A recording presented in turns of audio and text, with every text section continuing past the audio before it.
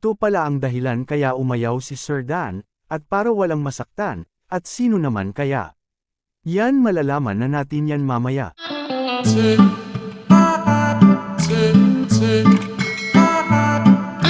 Isa namang mapalang araw sa inyong lahat mga kalingap, sana po ay lagi kayong nakasuporta sa aking ginagawang reaction video.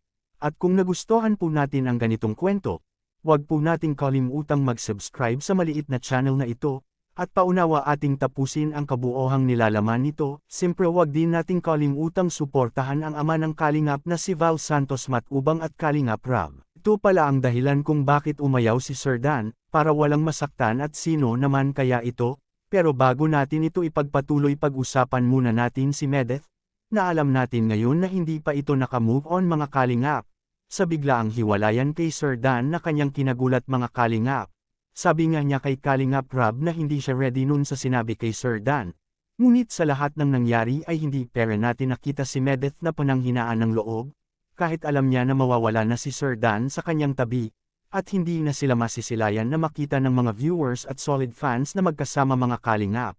Ngunit isang matapang si Medeth mga kalingap at matatag ang loob nito, na kahit sa kabila ng nangyari sa kanyang karera ay nanatili pa rin siyang masaya at ngumiti, para ito sa mga taong laging naniniwala sa kanya at laging nakasuporta, na kahit wala na si Sir Dan mga kalingap, ay marami pa ring humahanga sa kanya at naniniwala, na hindi niya kailangan na magkaroon ng isang love team para lamang sumikat, sapagkat pinakitaan ito ng kakayahan na gumawa ng sariling channel mga kalingap, dahil magaling po itong makitonggo sa kapwa at isa ding professional kung magsalita ito. Bilang dapo naman, ano kaya ang dahilan kung bakit nalang umayaw itong si Sir Dan mga kalingap, kung tutuusin ay sikat naman ang kanilang love team kay Kalingap Rab, at marami rin silang mga solid fans na laging nakatutok sa kanilang mga serye mga kalingap. Kaya marami talaga ang mapaisip nito kung ano talaga ang pulot dulo ng kanilang hiwalayan mga kalingap. At ito ang kasagutan mga kalingap kung bakit umaayaw na si Sir Dan kay Medeth. Dahil siguro parang napalapit na ng gusto itong si Medeth kay Sir Dan, na parang nahuhulog na ang loob nito sa dalaga kay Kalingap Dan mga kalingap.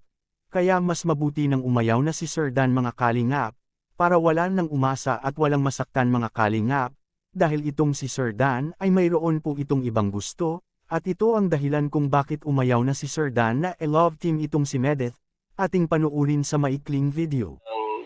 Kahit kunting selos. Opo, yung ano po, nung napanood ko po yung mga ginawa ng reels na sweet na yung ni Sir Dan tapos ni Joy nung naglalaro na parang medyo nagselos. Ano naman medit yung katangian na gustong-gusto mo kay Sir Dan?